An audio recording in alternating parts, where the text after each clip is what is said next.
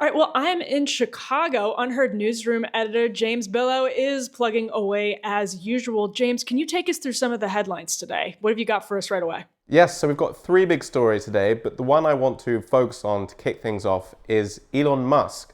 He has, over the weekend, decided to close the offices of X, formerly Twitter, in Brazil. Now, this is pretty huge news, and it happened after the Supreme Court Justice Alexander de Moraes ordered X to shut down at least 19 accounts, including that of a sitting senator. Over the weekend, damning revelations came out by Glenn Greenwald, who is a US journalist and lives in Brazil. Now, he found that there were texts between Moraes' aides about, in his words, maneuvers to create legal justifications and pretexts to take down former President Jair Bolsonaro and his affiliated accounts. Now, Moraes' campaign against Musk has been long running.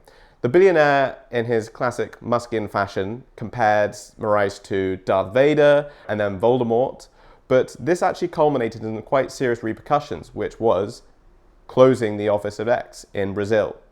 Now, the network is still active for users, but it's still a big decision by Musk. It's huge. And I actually wonder how long Elon Musk can sort of what's the best way, James? Because there are other things around the world where Elon Musk seems to have allowed his free speech absolutism to lapse when clashing with different governments that maybe he has different relationships with.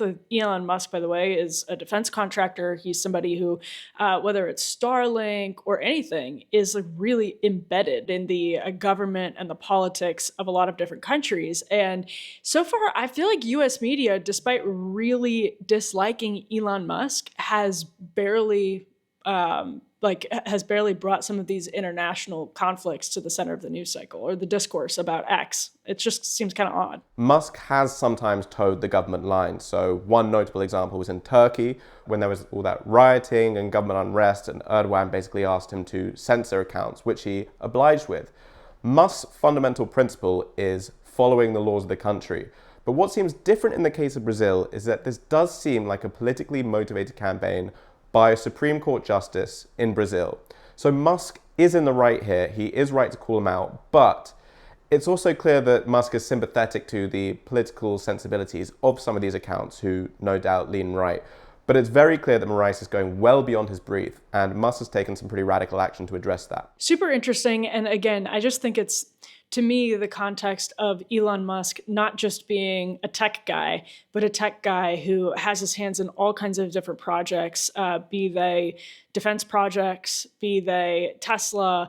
I mean, Tesla is one of the most powerful, most valuable companies in the world. And then having this businessman be in charge of the free speech platform, it's around the world, actually raises so many different questions and conflicts. And he's often on the right side in a really important way. So I'm glad we're talking about this.